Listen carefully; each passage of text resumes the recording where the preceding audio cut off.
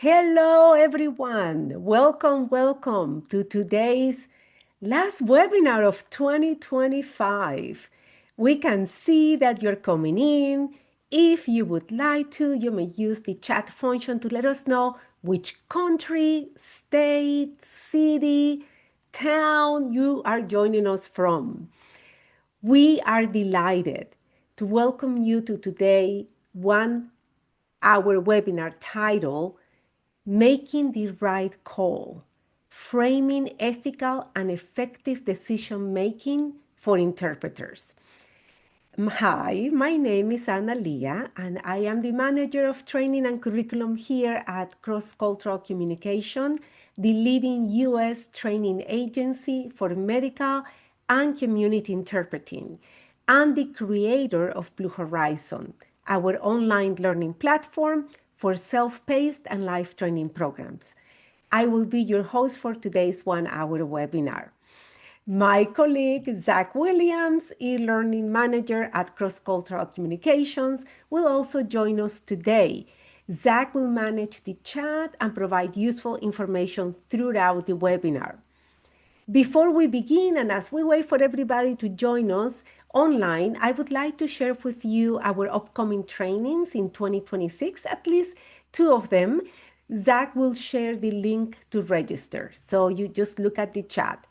Please remember that CCC operates in Eastern Time. Okay, the first workshop, Interpreting for Addiction Services. This course empowers interpreters to confidently navigate sensitive conversations. You will gain practical skills, insights, and confidence to make a meaningful impact in addiction treatment, while enhancing your expertise and supporting those who need it most. Our amazing Cindy Road will deliver this training. It will be held 2 Saturdays in a row on January 31st and February 7th. If you register by January 15th, 2026, you will save $50. Also, our TCII TOT trains and licenses interpreters to deliver the Community Interpreter International program.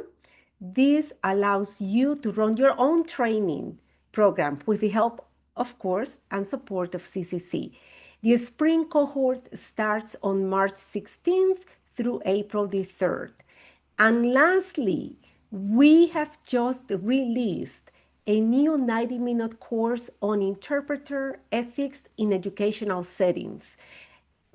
Basically, this will walk you through real scenarios like IEP meetings and parent-teacher conferences. You will learn practical framework for handling confidential dilemmas and role boundary questions when dealing with ethical conflicts. To register for this online, because it is online, self-paced course, please go to courses.cultureandlanguage.net. Now, a few things to remind everyone, right? The webinar presentation will last 40 to 45 minutes, followed by a 15 to 20-minute Q&A period, which our presenter is going to answer your questions. During the webinar, please keep the Q&A feature open and use the Q&A to submit your questions to our presenter. For other comments, for anyone or for us at Cross Cultural Communications, please use the chat feature instead. And if you want everyone to see your comment, make sure that you click and set it to everyone. Lastly, if you want to stay on after the webinar is over and our presenter leaves, at the end of the hour to chat with Zach and I, just about anything about CCC, we will be happy to do that. This webinar has been approved for CE use. Please, please, please remember that 48 hours after the webinar is over, attendees will receive an email link to download your certificate of attendance. This link will go to the same email you used to register for the webinar. If you don't see it, check your spam or junk folder. Certificates are only available for attendees of the live session of this webinar. And please, this is critical. Remember to download them not later than 3 weeks from today's session. Don't delay. We won't be able to send you certificates after 3 weeks from today. Also, after you download your certificate and save it to your computer, you will want to add your name to the fillable field. You can also obviously print it if you want to. Now, all that said, without further ado, let's begin our webinar titled Making the Right Call, Framing Ethical and Effective Decision Making for Interpreters. Yes, and our presenter today is the amazing Daniel Halberg. So let me tell you a little bit about Daniel. Daniel is a nationally certified healthcare interpreter who has served the Pacific Northwest since 2015. He is the Director of Training and Client Success for Linguava, a Portland, Oregon-based language service company. He has built and facilitated continuing education courses for interpreters since 2018. In 2021, Daniel shifted into providing training and implementation support for service providers and organizations that engage with multilingual populations. Daniel aims to build consistency and cohesion of user experience for providers, consumers, and interpreters in varied encounters. Daniel, it is such a treat to have you today, and the floor is yours. Thank you so much, Daniel. Thank you so much, Analia. Thank you, Zach, and thank you to Cross-Cultural Communications. If you're anything like I am, I've waited every month for every new webinar opportunity to learn from folks across a wide range of topics. And I'm super excited to be able to be here with you all today, sharing a really important and interesting topic that we're going to be diving into over the course of our conversation. As we go through our presentation today, again, just want to reiterate all of the information that Analia shared. I'll be doing my best to pay attention to the chat, but I do see that it's flying through very quickly. So do use that question and answer period or Q&A section to put in that information.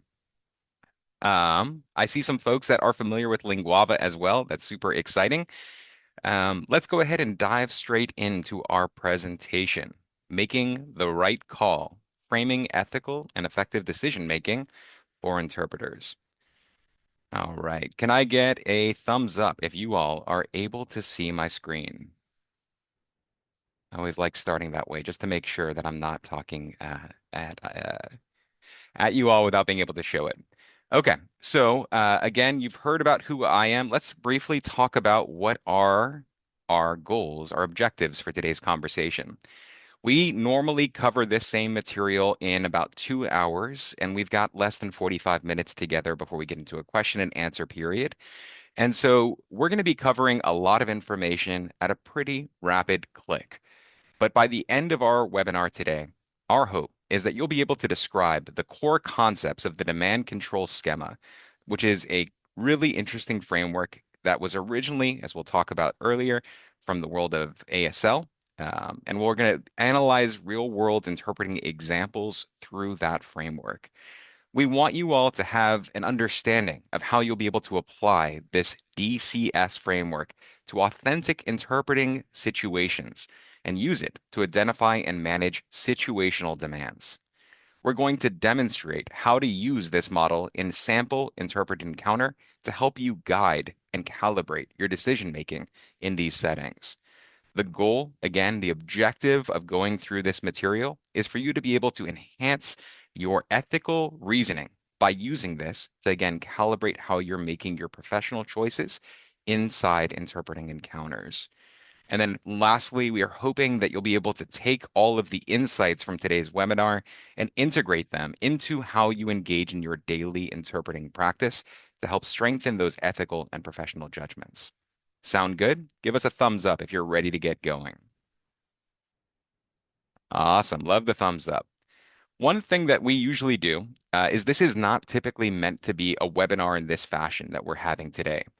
When we host these sorts of workshops about the demand control schema and ethical decision making, it is an opportunity for folks to share their experiences.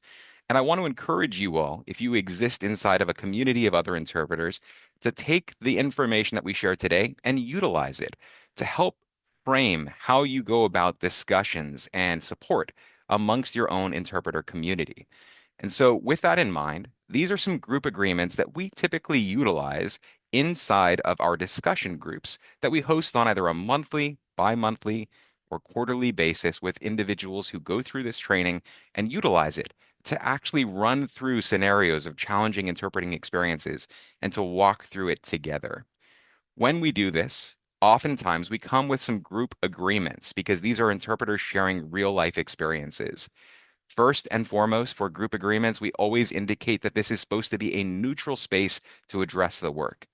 As interpreters, it's often the case that we find ourselves moving in a bunch of other directions, talking about other aspects, but not always what's happening inside the room or onside the call when we're making a phone call or video.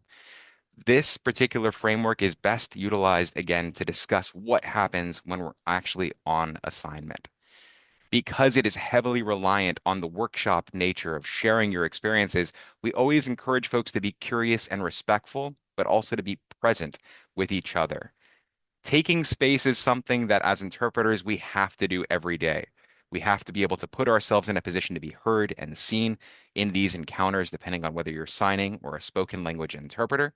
But it's also important for those of us that are more extroverted that we make space for others when and if you use this framework in a group discussion. It's also important to recognize that we can lean into discomfort.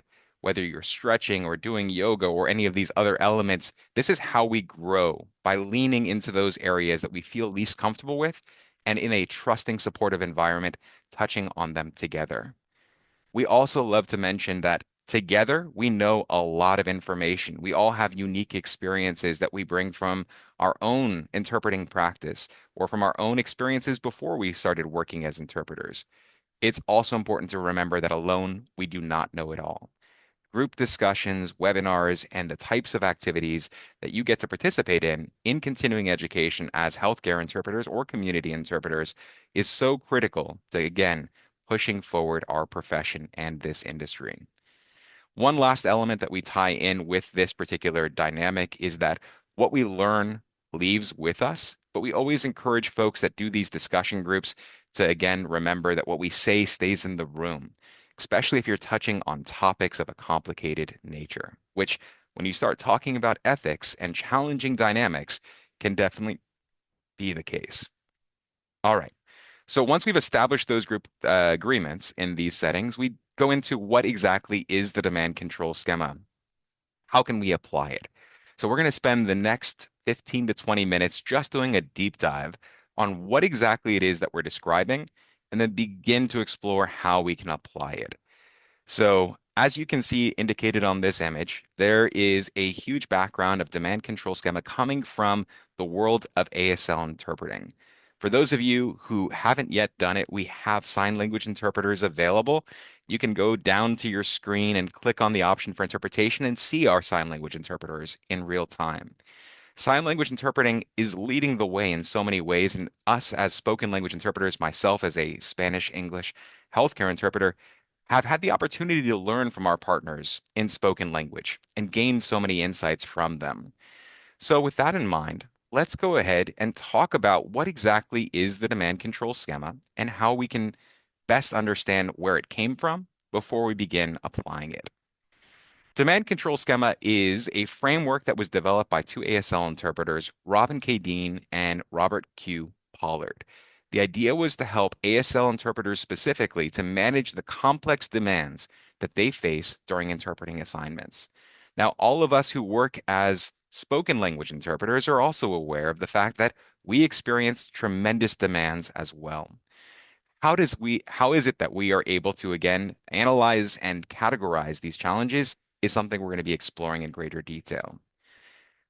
Worth mentioning is that the idea behind the original demand control schema is much, much older, and it is a foundational element of occupational studies, occupational stress, and it was created by Karasek in what was called the job demand control model. Dean and Pollard adapted this model to help fit the specific context of interpreting, specifically sign language interpreting, and recognize that interpreters, as interpreters, face both unique environmental and interpersonal demands that require specific controls or responses that can be demonstrated in these settings. So this gives us an understanding of where this whole framework began to come from. Um, Someone is asking if I'm sharing a presentation because they can't see it. I am sharing the presentation. Give me a thumbs up if you can see it, hopefully. And if you are unable to see it, you may be on a tablet or you may be on a smartphone. You can kind of push left or right, and sometimes the screen that is showing the slides may be visible on a second screen.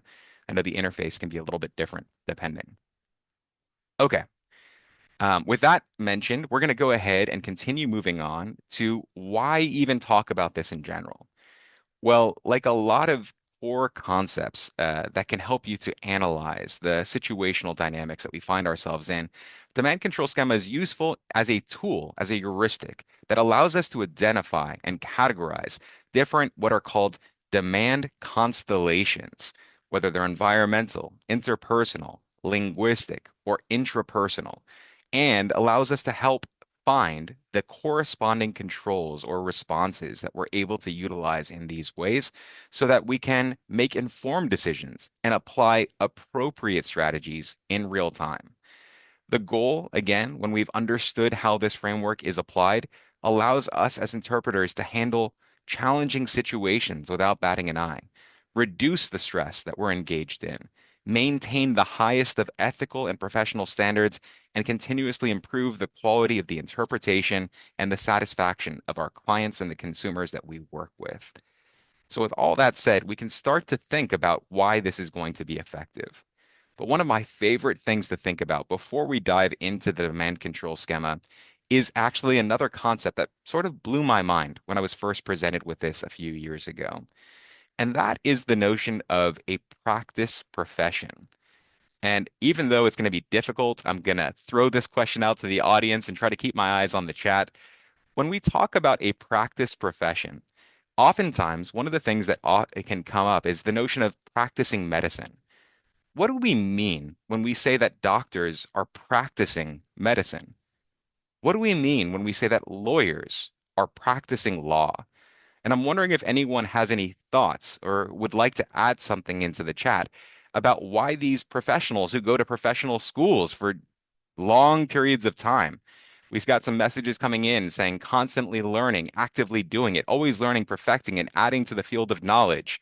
There's always something to learn is coming from you guys. They're not following the rules, but rather making decisions based on their expertise, ongoing, developing, trying to use it correctly. The field is changing.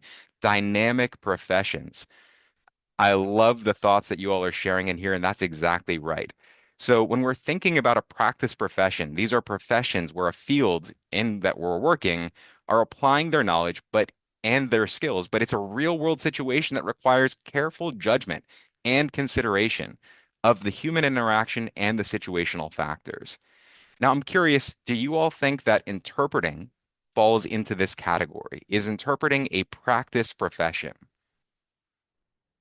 Yeah, it sounds like it's a universal yes, right? So practice makes perfect, and the way we practice matters as well. So let's dive into the demand control schema together and think about it as we get going.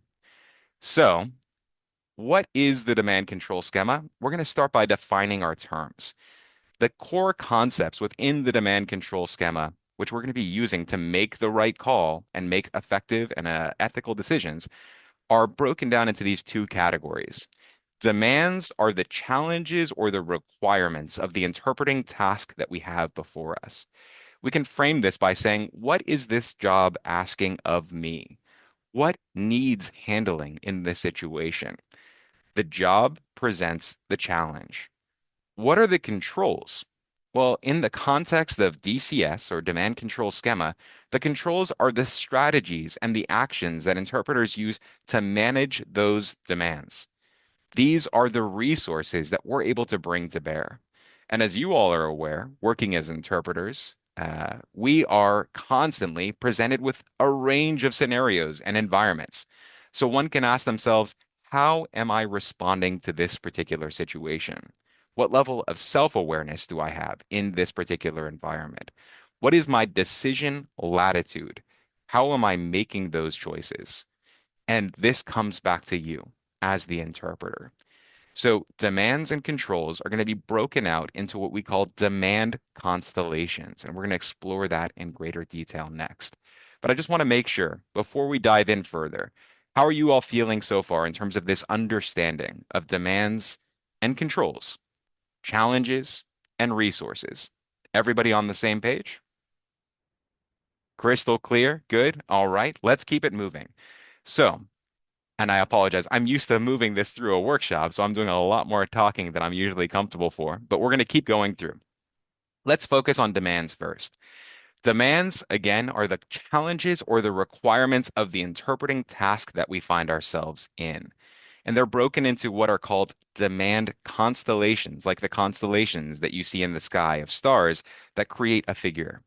And what's important here, at least in my visualization of how I think about this, is it helps us to categorize these elements, but obviously there's 1,000 things that are happening in these sorts of encounters.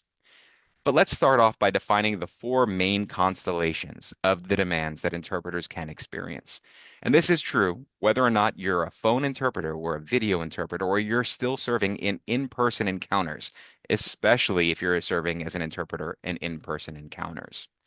The first category in the top left is the notion of environmental demands. These are the physical and situational factors that are challenging to you in your role as an interpreter. Some examples that we can consider when thinking about these environmental demands are elements such as potentially noise. Is there background noise if you're on a phone call and you're listening in? Maybe the wind is blowing by. If you're in the room and you're in an MRI or a CT scan and it's challenging because there's this machine noise that's happening. Smells, Barbara mentions, can throw you off. Some folks have a real strong reaction to the smell of an antiseptic or other elements that can be in the environment triggering you. This is the setting. This is the smell. These are elements of the environment that you're in. Is everyone clear about what we're referring to when we talk about environmental demands? Now, and again, in a workshop setting, this is an opportunity for us as a group to potentially think about what are some environmental demands unique to us that impact us, that we're aware ahead of time. These are things that challenge me. Um, let's continue moving on to the top right category, interpersonal demands. This is the constellation. Yes, standing up for so long. Well, let's come back to that one. I like that example. Interpersonal is the interaction between participants. Let's think about what this could look like. Interpersonal demands might be things that are occurring between your healthcare provider, your doctor, and your or nurse with the patient in terms of their way of engaging. But it could also be family members. Who has, as an interpreter, had a sibling that is present with their patient? Or maybe they've had a adult parent whose adult child is coming in. And the interactions that those participants have between each other may create unique challenges to us as an interpreter, especially if they're having side conversations. Maybe that medical assistant is having a conversation. These interpersonal challenges, the demands that we experience as interpreters, can create challenges to keep up. And a lot of you are adding some great context for what that can look like as well. So we can categorize this group of challenges as the group of challenges that occurs between participants in a specific setting. Let's move on down because it sounds like everyone is clear on interpersonal demands. And let's move to the bottom left corner, and we're going to talk about paralinguistic demands, the constellation of demands that specifically touches on things such as language and communication. Well, we as interpreters are in the business of language and communication. So it's critical that these elements can create challenges. And I see Delia jumping in with interpreting jokes or idioms. Great example. That's not even on the screen, right? Who's had to interpret on the fly? It's raining cats and dogs and come up with a strategy for that particular situation. Other elements can be things like the accent of your presenter. Maybe you might experience a challenge if your provider is from another country or from another culture. And that creates difficulties for you to be able to understand their English, which makes it challenging for you to communicate into your target language, or vice versa. Lots of folks who don't work as interpreters may think that language is a monolith. But if you're a Spanish speaker, you know the challenges of potentially understanding the accent of someone from another region in Latin America, whether that be if you're from South America, trying to understand folks that are from the Central American countries or the Caribbean countries. I am not a native Spanish speaker. I learned Spanish later in life. One of the classic examples that I've always given is when I first started interpreting, I was in a situation where the patient indicated that they had a food allergy. They mentioned that they had an allergy to cacahuate. And I was like, interpreter needs clarification. I don't know what cacahuate is. I think this might be like a cactus or something. I need some additional information. Yeah, peanuts is coming in, but I was only familiar with it with my limited scope as mani. That's right, Barbara. Exactly. And there are all sorts of different ways that these language and accent elements, even in a language, can create challenges for folks that are used to communicating in a specific way. Speed of delivery, as you all mentioned, regional dialects, register, volume, enunciation, all of these elements. Yeah, drunk clients, someone is referencing in the chat. Slang words. These present paralinguistic challenges to us as interpreters that we need to come up with strategies. And yes, I am drinking yerba mate for those of you who can see it in the audience, which again indicates where my Spanish came from. All right. We're pretty clear, I feel like, as a group about paralinguistic challenges. So we're going to bump it over to intrapersonal challenges. And intrapersonal challenges are the internal experiences that as interpreters we have. This can be based on stress, emotion, hunger, thoughts, feelings. If you didn't bring a water bottle with you and you're talking as an interpreter, you're going to have a dry throat. Well, that's something happening inside you. And there are controls that we're going to talk about, or strategies that we can talk about that help to, again, protect ourselves from these challenges. Other things may be traumatic topics. Maybe you're serving as an interpreter on a subject that has presented a unique challenge in your own life experience. Someone who's had cancer, somebody who's maybe gone through domestic violence, and suddenly you find yourself as the interpreter providing a voice for that person's experience. Those are things that are personal triggers, as Alexandra is saying in the chat, are happening inside of you. Well, now that we've identified the demands, do you all feel like these demands cover the gamut of what we as interpreters experience? What's lovely about the demand control schema is that it then says, okay, we've identified the challenges. Let's talk strategies. Let's talk solutions. And those solutions come in three categories. These are the strategies and actions that interpreters can use to manage the demands that we've already defined.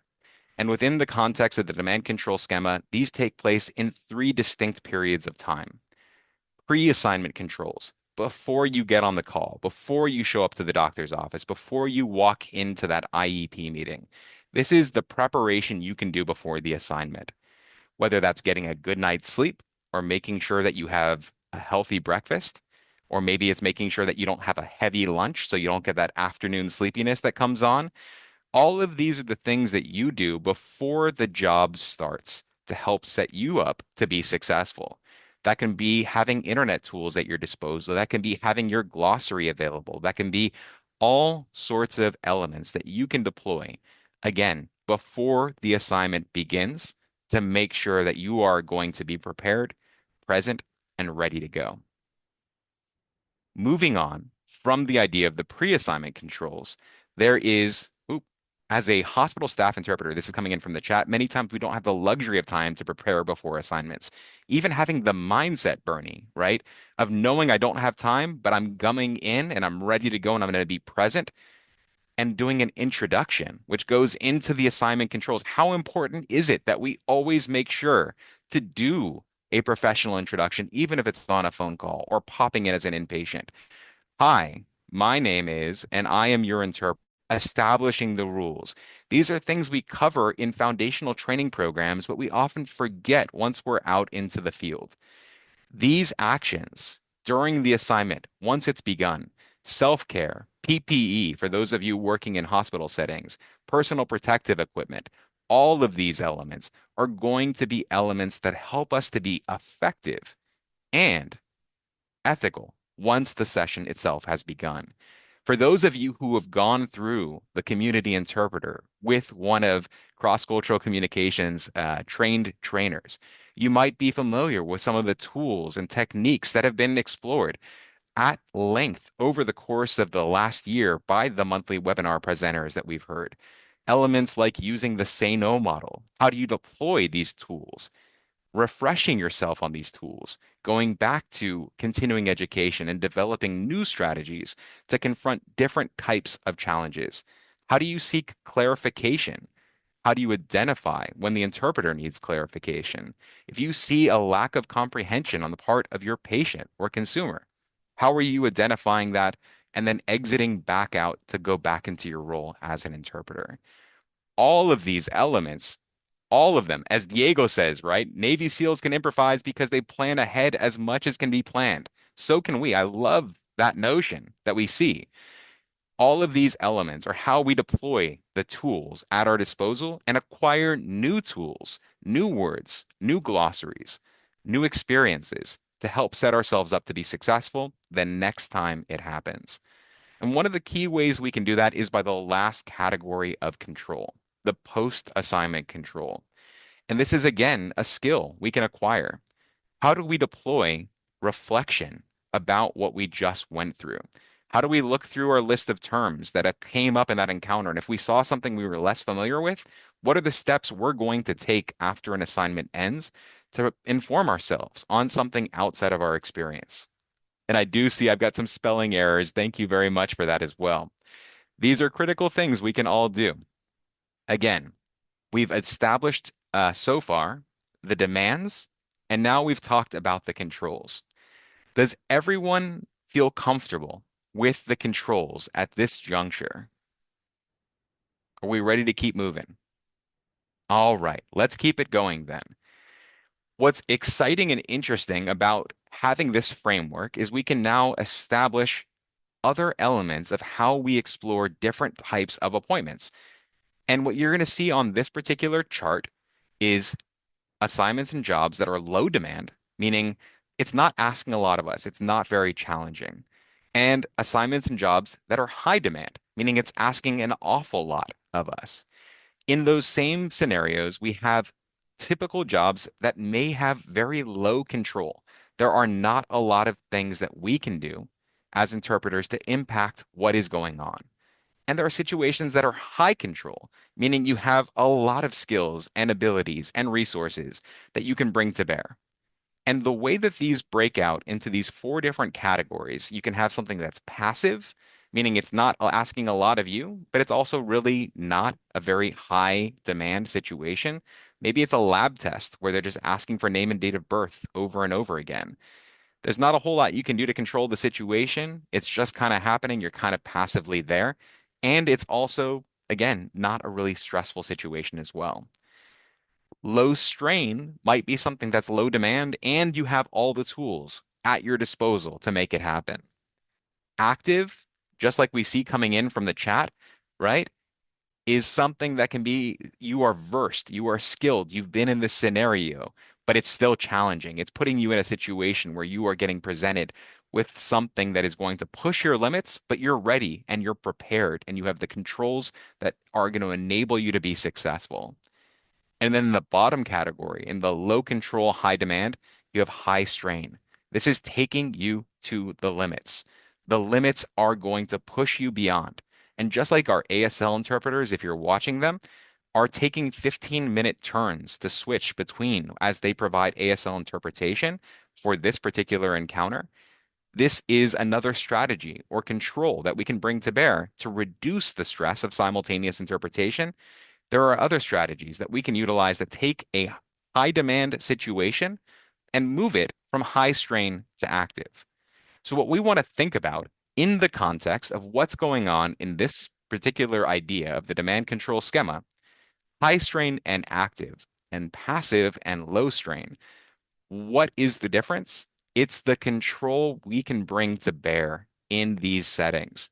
So demand control schema, what we want you all to explore is how can you develop more strategies, more tools, more resources, more controls to take situations from being passive and high strain to being low strain and active. I hope that the ASL interpreters are able to see all the love that they're getting from our audience today. Thank you so much for your support on sharing this important topic. All right. Is everybody clear on this graph before we keep it moving? Let's keep it going.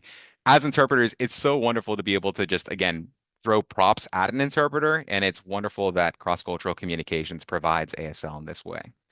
Okay, let's keep it going because now let's talk about how we calibrate, right? Calibration is critical. Where do we find ourselves? How do we know if we're making ethical choices? How do we know if we're being effective? How do we measure the success of the tool once we've identified what those tools are? Guys, this is good stuff. It's interesting because we're not talking about politics here.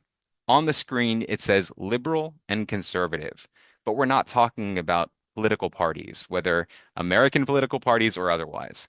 Within the context of ethical and effective controls and the demand control schema, the notion that we're exploring here is too liberal, meaning are you going to be very quick to action? You're going to intervene every single time. Maybe you're going to say, hey, you know, I disagree with you giving a vaccination to this child. Hey, mom, have you read this thing? Is that something you as an interpreter should be saying? What do you all think? Probably not, right? Our role as interpreters is not to interject and provide our opinions. Creativity, assertiveness, there are these elements that play in.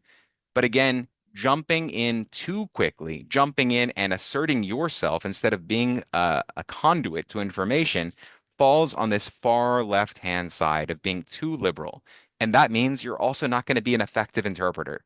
It also means you may be acting unethically because you are stepping too far outside your role.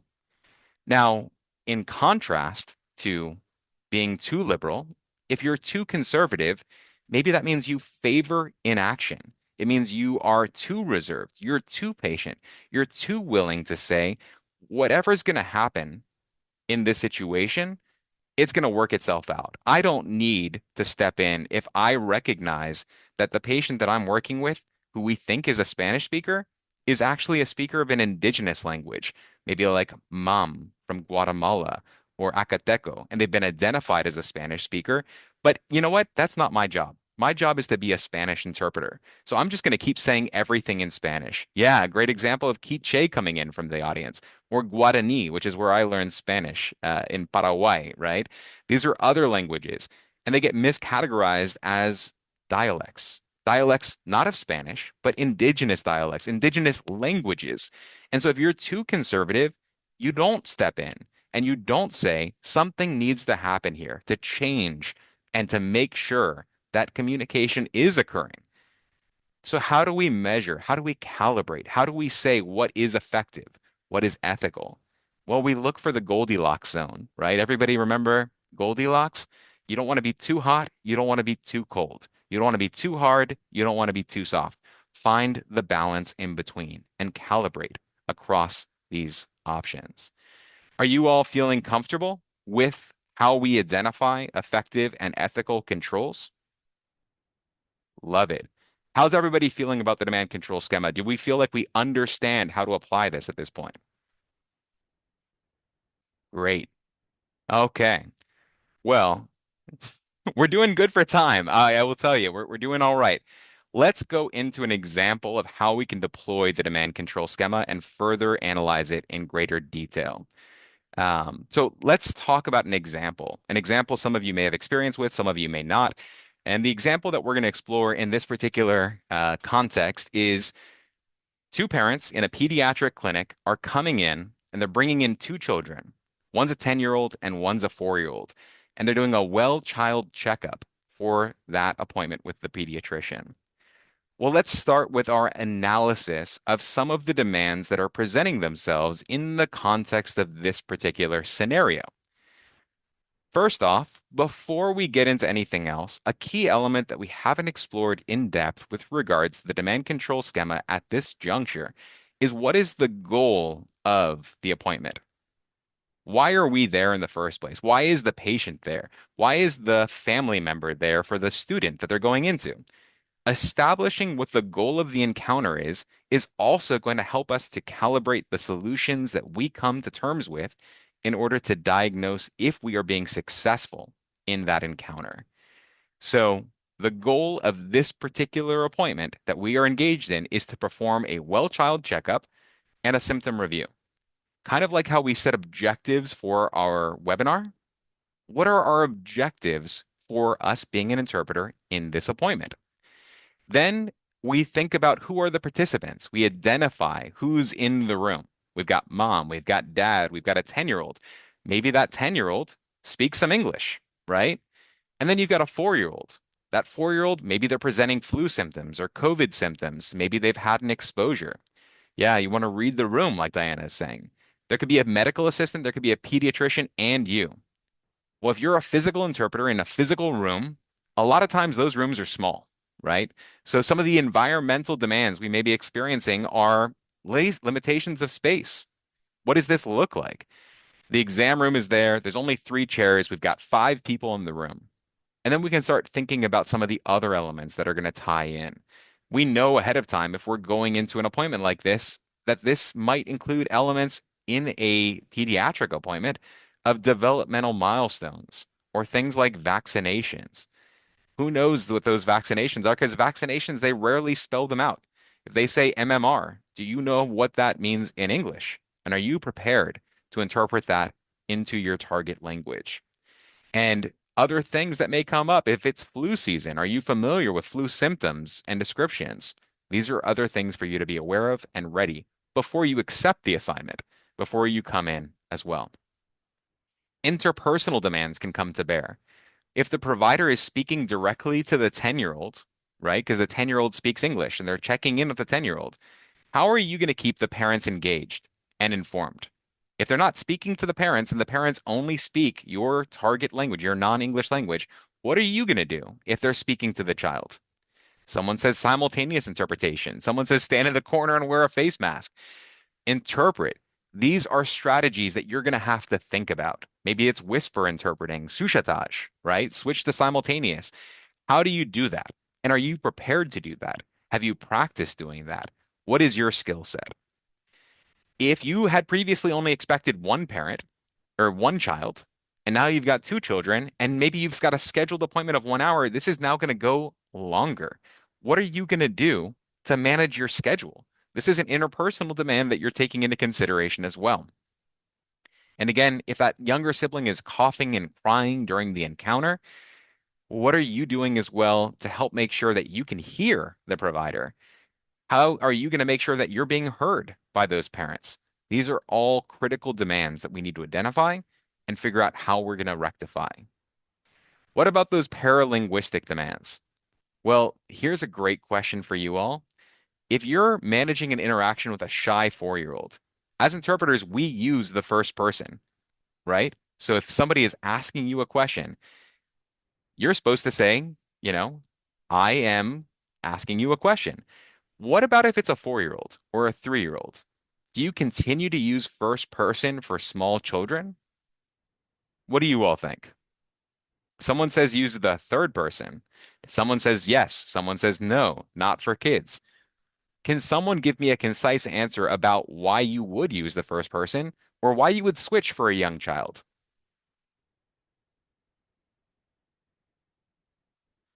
Depends on the child. Again, strategies are critical here.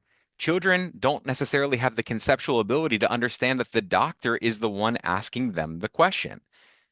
So think about that. and apply these different strategies for understanding how you can best communicate with a child in these settings.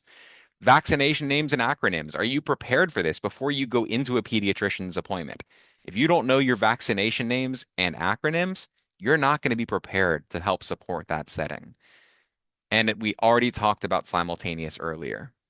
Intrapersonal demands, once again, are the experiences you are having as an interpreter in this setting. These are the unique challenges that you have as an interpreter. What is your self-safety? How are you protecting yourself? What's your time constraints? How are you going into this next element? Are you feeling self-doubt about your ability to do simultaneous? Are you feeling self-doubt about your memory of your glossary? These are some other elements for you to keep in mind that can be affecting the quality of your work because it's inside of you. All right. We've now analyzed what these demands look like. This is the demand control schema. This is the actual framework that we're going to be giving you. Everyone who's here in this meeting will have access to the links that will share some of the key elements of the slides that we've talked about today for you to be able to explore and to use this tool for yourself to help you analyze appointments when you come across them. You are going to identify your demands, and then you're going to identify your assignment controls before, after, and during. All of it with the goal at the very top. What does it look like when we filled it out? Something like this. Environmental demands, we've got the small room, the multiple patients, we've got the COVID exposure, interpersonal, we've got the provider speaking with a 10-year-old. What are the things that we can do before this appointment starts? We already talked about bringing in PPE or asking for PPE. We've already talked about using simultaneous or whisper interpreting or chuchotage. These are elements, again, that we're considering as controls that we can adapt and develop. But what's most important about demand control schema isn't just the ability for us to use this individually to analyze our own work, but to encourage you all to seek out other interpreters to do this together. Because again, we went back to the very beginning. Together we know a lot. Alone we don't know it all. And what is so great about building an opportunity for you all is to find a group, a discussion group, for you to talk about the most challenging experiences that we have in interpreting encounters and to calibrate with each other, to talk about what you did when you were in a unique experience and it was a challenge and you came up with a strategy, and then someone else can raise their hand like you all are doing in the chat and say, well, you know what? I actually tried this technique and this technique worked really well. And this is how I continue to develop my skills. There's one last element that we're going to talk about here within demand control schema before we start moving towards the Q&A group. And that is, how do you actually measure whether or not you're being successful within the use of this particular dynamic, the demand control schema? The way you can do it is this next step, which we're not going to dive in depth today. The demand control schema also includes what's called the consequence and the resulting demand strategy. So that every time you identify a demand, you say, this is the demand that I'm experiencing. Okay, I've got a 10-year-old who speaks English. What am I going to do? I'm going to use simultaneous interpreting. Okay, that's my control. What is the consequence of me using simultaneous interpreting? The positive consequence is parents stayed completely informed of everything that was happening. The negative consequence was I wasn't whispering, so I was speaking very loudly, and that created disruption for the provider who was trying to get information out of the 10-year-old. This creates a unique new resulting demand. Well, that resulting demand then can have new controls that we can apply to it. If doing simultaneous interpreting presented a challenge, maybe I need to work on whisper interpreting or chuchotage. This helps us to calibrate and continue to build what the tools are and the effectiveness of these tools in these settings. Demand, control, consequence, resulting demand. How do you all feel about utilizing that technique to measure the success of your strategy, your solution, your tool?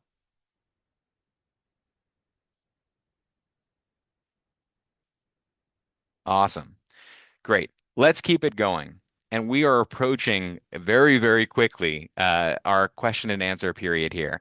So normally in these settings, when I have presented this topic in the past, we would move into a group activity where if we could, I would love for us to split up into 350 groups of four, right? We've got a big group of people here today.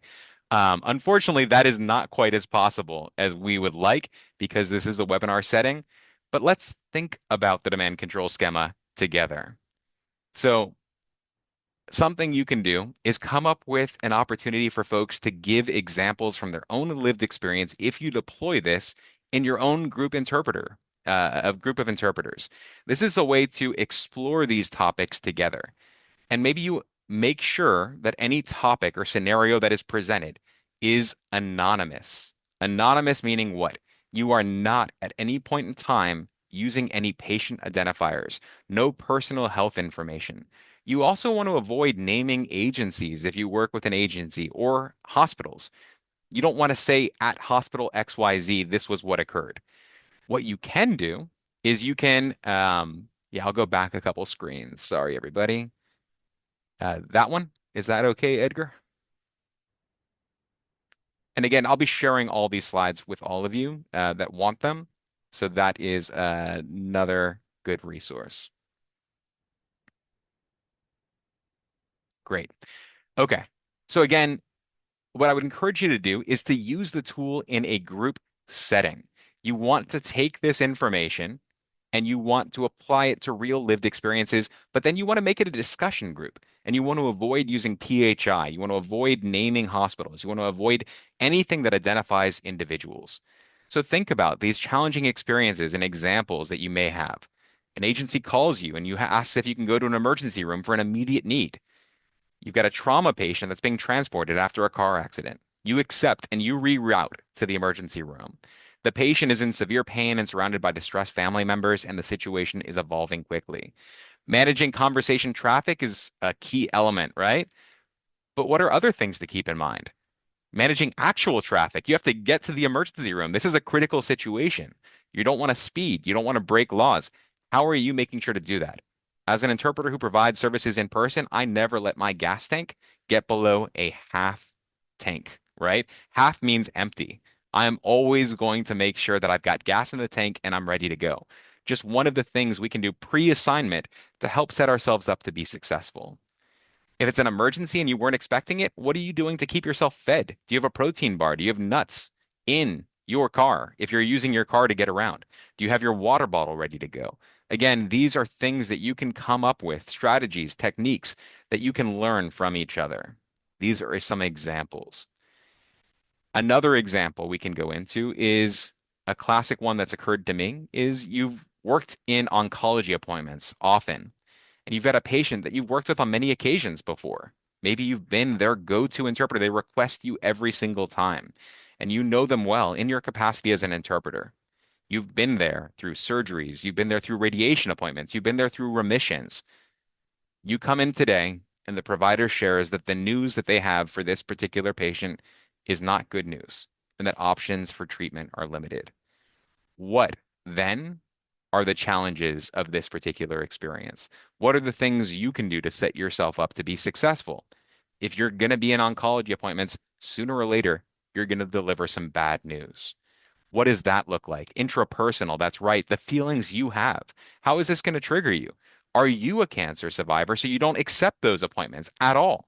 These are other controls that you can bring to bear. How do you mentally prepare? Guys, I love, love, love the chats that you're having, the things that you're sharing. How do you, again, set yourself up to lead to the goal of this conversation? How do you manage your emotions? What are the tools and strategies you can bring to bear? All right. Well, let's get to the end of the conversation and move to Q&A. Next steps. So first off, we'd love if you are interested to share your feedback about this webinar. There's a QR code that you can utilize in order to get to a survey. In addition to that, we'll be sending it as a link both in this and following this particular communication. We want to encourage all of you to take the information we shared during today's webinar and utilize it in today's appointments or tomorrow's appointments. Note the differences towards how you approach your work. What is it that changes when you start thinking about these challenges with regards to specific elements that may come up? Whether it's the demands or the controls. And then you start thinking about the true reward and benefit that we get from not just interpreting, but the incredible work of organizations like cross-cultural communications, who every month offer new tools through new webinars for us to grow our skill set and have these particular techniques that we can bring to bear inside every appointment. And I'm so honored to be the last presenter of 2025 in this particular scenario so that we can think back on every month's worth of presentations that we've gotten from subject matter experts on topics like autism, or if any of you particularly attended it, the meaning-based interpretation model, wow, made my brain explode. How can we utilize these tools that we've gotten from cross-cultural communications, from trainers, and from each other, and bring them to bear every single time to calibrate and make sure we are providing the highest quality of service to our patients and our providers? With that in mind, it is again essential to recognize that while I'm facilitating this topic as an introduction, none of this would be possible without the work of the ASL interpreters who created this particular concept. Robert Q. Pollard and Robin K. Dean created a book, which I want to encourage you to look up if you want more information about this topic. It's called the Demand Control Schema, Interpreting as a Practice Profession. You can find that on Amazon. It is a great read. I encourage you all to go for it. If you want to go even further back in time, you can find the original book by Karasek from 1979. And this is Job Demands, Job Decision Latitude, and Mental Strains and the Implications for Job Redesign. Again, nothing would be possible without the work of these individuals. Nothing is possible in the rooms that you all serve as interpreters every single day without your work, skills, tools, dedication, and passion. So we want to make sure that you have the best tools available to you to make sure that those encounters are successful. With that said, I'm going to go ahead and stop my screen share and make room for some questions. Wow, thank you so much, Daniel. And I tell you, you have superpowers. You were presenting, looking at the chat, you were answering. I wish I had those superpowers. Thank you so much. I do want to ask one question and then I let you go through the rest. Somebody posted, I usually have no preparation before appointments because I have no information on the patient's visit. What would you recommend to that participant? Oh, that's such a great one. I did see that come through. And again, we have such a short amount of time together.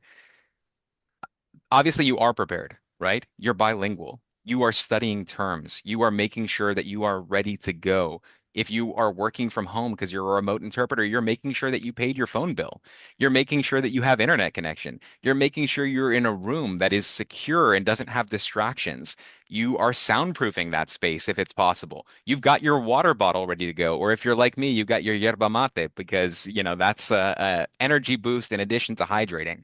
All of these are things that you are doing that are pre-assignment controls that can help you be successful from the beginning. If you're not doing them, and please believe there are interpreters that are not doing those things, you are going to experience more challenges than if you are doing them. And that's what's critical. These are common sense elements, but they are essential to helping make sure you are delivering ethical and effective interpretation practice.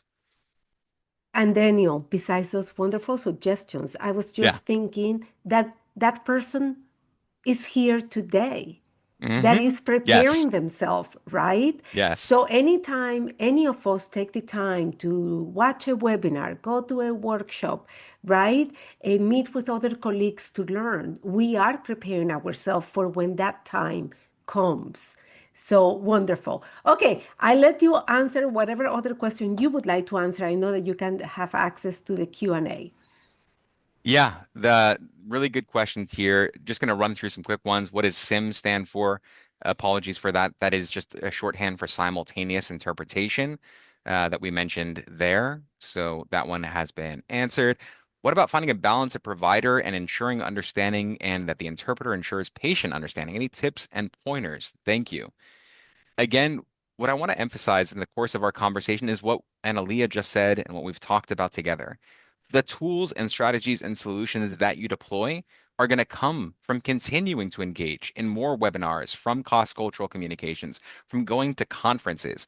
We don't have time today to explore every single one. The important thing is that you continue to seek out new strategies and solutions and that you don't accept them for verbatim.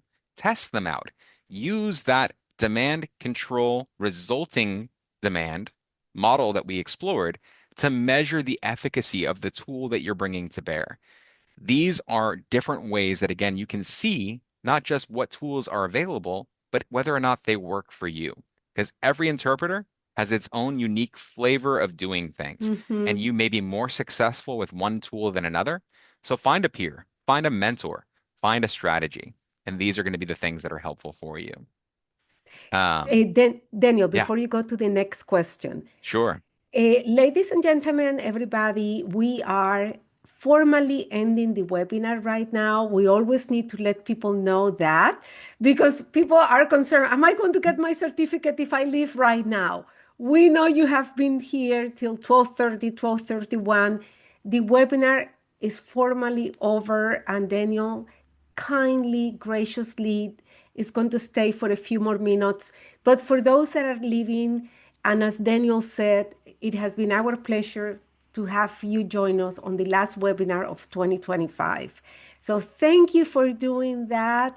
And together we are power. So just remember that. Okay, Daniel, go ahead and answer more questions. Thank you so much, Analia. And thank you for those that have stuck around so long. Have a wonderful day and the rest of your week and year. We'll touch on a couple more questions, but for the majority of these questions, I'm going to again point you to the fact that we explored this topic together, but then you get the tools and solutions from other webinars, and that's where you should go. Okay. On VRI, making the non-deaf person aware that the deaf client doesn't have visual clarity on the screen. I don't know if that's a question, but it's a great call out. Positioning is one of the things that we definitely want to be aware of as interpreters. And we're experts on this. We know what positioning does. If we're an ASL interpreter, we know that we need to be seen by the deaf or hard of hearing person. And that's less important for the person who can hear us as ASL voicing interpreters in these settings. For spoken language, this is also critical. If we can't hear our patient, if we can't hear our provider, that's going to create impacts. So that is absolutely one of the strategies, one of the controls that you can bring to bear that has implications for both environmental demands and for interpersonal demands. I absolutely love the call out and I love how many solutions and strategies you all shared together in this setting, which is why this is really built to be a workshop. It's an opportunity for you to continue working with other interpreters and learn from each other. Every time I've done a demand control workshop, I've learned more from the interpreters than I've gained from anything else. So I want to encourage you all to figure out a way really to find and build community in your area. All right, moving on. Successful for whom? The parent, the child, the doctor. I think that dates back to the scenario that we were demonstrating. Well, we're thinking about the goal of the appointment. What is the goal, the objective? If the reason that the patient and the child are coming into the room is to do a well-child checkup, everything you do informs that goal. That means the doctor needs to be able to get the information that they need. It also means that the patient and the mom and the dad need to be able to understand whatever that diagnosis is. Your role is to make sure that those things happen. So successful is successful for everyone because if the doctor can't form a diagnosis, then they're not going to be able to give that information to the parent. And if the parent isn't staying informed, well, then you're not doing your job as an interpreter as well. These are critical things for us to consider in how we go about it. All right, Rosa, what is shushatage? And Aaliyah, you want to throw in that one? Well, the shushutash is like whispering, right? Very softly. But yes, that's a fancy word. I think it's French, isn't it? I believe so. Yeah. Another thing to be aware of with shushatage, really bad for your throat, especially for Mm-hmm. extended periods of time. There have been studies that have been done that if you're continuously whisper interpreting, that's going to lead to vocal distress. And guess what? If you're an interpreter, you depend on your voice. So leveraging tools like shushatage have resulting demands and consequences, like we talked about before. You should not bust out in shushatage for 8 hours a day Mm-hmm. every single day. Better strategies, figuring out how to be a more effective, more assertive consecutive interpreter when and where that's appropriate, right? All of these are things that you want to consider as well. I apologize. As I'm looking at the Q&A, I am missing the chat. I know we've got lots of messages that are coming in. Super interesting. Man, this has been a fun one. I really appreciate this. Let's keep it going. I'll try to get one or two more responses here. Let's see. Professional empathy, putting yourself in the client's shoes. Yeah. Advanced workshops, those are things we'll cover later. Is it ethical to walk out of an assignment right before the event starting time if the bare minimum standard isn't met? Whew, that is a big one. Yeah. What do we say about that, right? Is it ethical to walk out? I don't think it's ethical to walk out. What is the goal of the encounter? How are we being, again, effective in making sure that the interpretation, the goal of that encounter takes place? And that may include situations that require us to advocate for the individual. If the bare minimum standard isn't being met, how do we develop the public speaking skills, the advocacy skills to make sure that the bare minimum standard is met? How do we use our professional introduction to set the standard for what that looks like? This is really challenging, and there are situations, especially in the climate that may be occurring in your region or within your language cultural group, that are challenging and present these barriers. The demand control schema is all about how we leverage tools and come up with ways by talking with our peers, by figuring out what is effective. And maybe you're the one who discovers what that looks like, and then you disseminate those best practices. As we mentioned at the beginning, Analia shared again, in my biography, I started as a healthcare interpreter. My work now is about providing training to providers that work with interpreters to help build expectations before you even enter the room about what that bare minimum standard looks like. There is a need for that kind of work. Advocate for yourself. If it's not possible for you to do it directly, talk to your agency, talk to your employer, talk to your hospital supervisor, talk about it with folks and make sure that you're expressing the fact that there is not a bare minimum standard being met. If you don't do it and you just walk out, that means that the next interpreter or the next patient that walks into that room is going to have the same experience. One of the things that this demand control schema presents is how we as a community of interpreters are constantly, through our choices and actions, setting the expectations for the patients and the family members and the community members in our area as to what an interpreter is. What is it to mean? What does it mean to be a professional interpreter? And it also sets the standard for what providers are going to believe our role. What is our actions? What are our standards of practice? These are critical elements to consider. So if at all possible, don't just walk out of the room. And if there is a situation where you do have to excuse yourself, figure out a strategy to help make sure that there is not an ongoing concern of that nature. Make sure they have access to telephonic. Make sure that they have access to video. If you are traumatized and you're not going to be able to deliver it because of an intrapersonal demand that's occurring within inside of you, don't just exit. Help them come to another solution. You all have a lot of really good questions, and I wish we could spend more time together. But I do I want to know. recognize that it's time for me to exit the call and throw it back to Yes. Analia for you all to learn more about upcoming developments from CCC. Thank you so much, Daniel. Round of applause if you are there. Do it through your chat. I do it. Thank you so much, Daniel. Have a wonderful rest of the year, and we'll be in touch in 2026. Thank you. Thank you.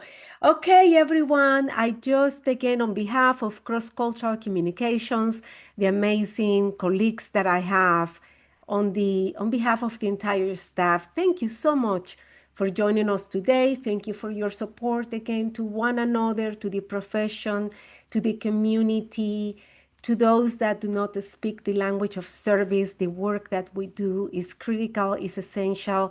And just a final thought, very, very quickly here, is that I know sometimes we are tempted to grow weary when we see people not doing what we expect them to do, to have the minimum requirements met for a successful encounter. I am reminded by others that we should be part of the solution, and that we need to educate those that we work for and that we work with. So let's just educate them, right? Let's just let them know what we need in order to be able to do our job and to do it well. So, yes, everybody, thank you so much to our wonderful ASL interpreters, Olivia and Natalie. Thank you so much. Round of applause to our wonderful ASL interpreters for the amazing job that they do day in and day out. And let's see. Okay, regarding CUs for ASL interpreters, so you need to contact directly with oh my gosh, Zach. It will be, you will receive an information on the certificate who you should contact directly if you need a certificate. We will do that, put it on the certificate as well. Thank you so much, everybody. Have a wonderful, wonderful rest of your day. We're going to conclude. Have a wonderful rest of the year of 2020, 25, and we'll see you on our webinar in 2026. Thank you, everybody. Have a wonderful rest of your day. Happy holidays, and thank you for everything you do. Bye.